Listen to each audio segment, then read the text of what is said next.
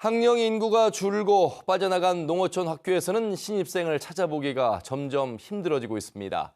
올해 신입생을 받지 못한 학교가 전국에서만 27곳에 달하는데요. 근본적인 해결책을 마련하지 않는 한 문을 닫는 학교는 계속 늘어날 것으로 보입니다. 이종환 기자입니다. 개교한 지 80년 가까이 된 군산의 한 초등학교.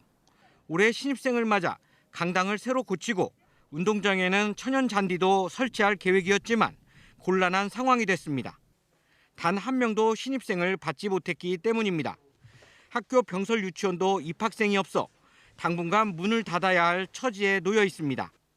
전교생 가운데 4학년 이상이 4분의 3가량을 차지해 앞으로 3, 4년 안에 학교가 아예 사라질 수 있다는 불안감도 커지고 있습니다. 저희 학교에 이렇게 빨리 올 줄은 몰랐죠. 이렇게 신입생이 없어서 선생님들이나 저나 모두 다 안타까운 마음이에요. 저출산 현상이 가속화하면서 이 학교처럼 신입생이 한 명도 없는 곳은 농촌 지역뿐만 아니라 도심 외곽 지역에서도 더 이상 낯설지 않은 모습들입니다.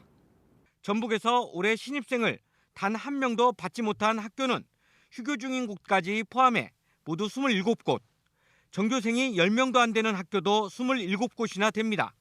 4년 뒤면 이런 학교가 지금의 2배가 넘을 것이라는 예측도 나왔습니다.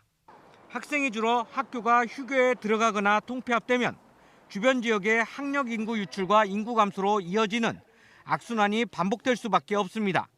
농촌 유학 사업 추진, 주민을 위한 폐교 활용 등 전북교육청이 내놓은 대책만으로는 한계가 있어 보입니다. 학교 소멸, 이것은 이제 시간 문제지 누구도 피할 수 없는 일입니다. 다만 그럼에도 불구하고 우리는 작은 학교를 통해서 마을을 살려야 된다는 대원칙을 늘 염두에 둬야 된다고 생각합니다. 지방 소멸 위기 속에서 학생 없는 학교는 계속 늘어날 것으로 전망되고 있는 가운데 근본적인 문제 해결을 위해 교육당국은 물론 정부와 지자체, 지역사회가 함께 머리를 맞대고 고민하는 노력이 시급해 보입니다. KBS 뉴스 이종환입니다.